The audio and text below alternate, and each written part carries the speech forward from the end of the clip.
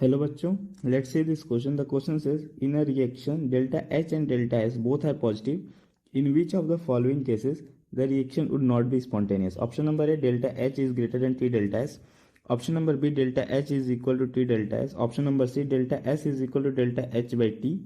And option number D all of this. So इस question में हमसे पूछा गया है कि अगर एक रिएक्शन है उसमें डेल्टा एच एंड जो डेल्टा एस है एंट्रोपी वो दोनों के दोनों पॉजिटिव गिवन है. सो इन चारों ऑप्शन में से कौन सा वो फॉलोइंग केस है जिसमें जो रिएक्शन होगी वो नॉन स्पॉन्टेनियस होगी. सो चलिए इस क्वेश्चन को सॉल्व करते हैं. सो इस क्वेश्चन का जो की कॉन्सेप्ट वो ये है, फॉर अ प्रोसेस और reaction to be non spontaneous,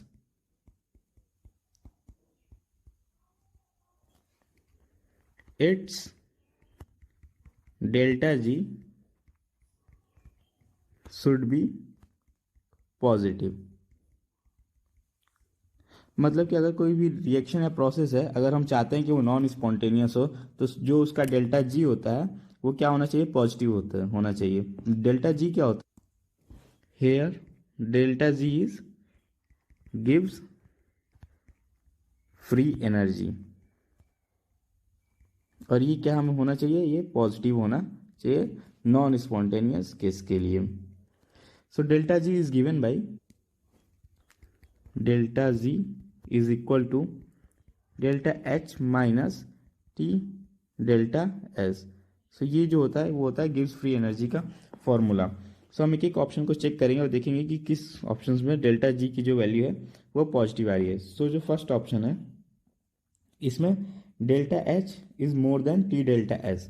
सो अगर डेल्टा एच की value more than T delta S है, देयरफॉर यहाँ पे जो वैल्यू आएगी वो, अगर डेल्टा एच में से हम टी डेल्टा एस सेपरेट करेंगे तो वैल्यू पॉजिटिव आएगी. तो यहाँ पे जो डेल्टा जी की वैल्यू आएगी वो पॉजिटिव आएगी.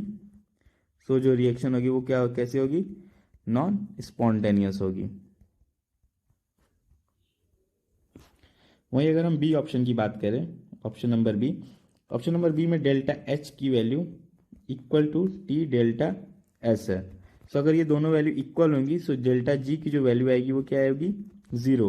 और हम जानते हैं कि अगर डेल्टा जी की वैल्यू अगर जीरो हो तो रिएक्शन किस में होती है, इक्विलिब्रियम में होती है. Now in option C it is given delta S is equal to delta H upon T. अगर टी को हम इधर ले जाए क्रॉस मल्टीप्लाई करके then it will become T delta S is equal to delta H. ये similar case हो गया ऑप्शन नंबर बी के. सो यहाँ पे भी जो रिएक्शन होगी वो क्या होगी, इक्विलिब्रियम पे होगी. सो हमारे पास सिर्फ एक ही ऑप्शन है जिसमें जो रिएक्शन है नॉन स्पॉन्टेनियस है, वो है option number A. So the final answer to this question is option number A. I hope you understood it well. Best of luck.